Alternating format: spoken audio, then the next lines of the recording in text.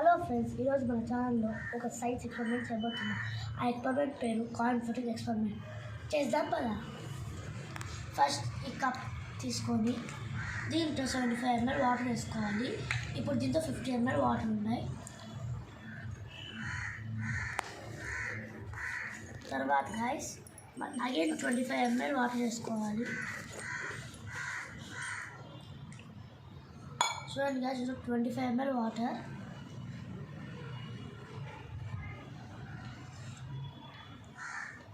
తర్వాత ఇప్పుడు ఈ కాయిన్ దీంతో వేస్తున్నా.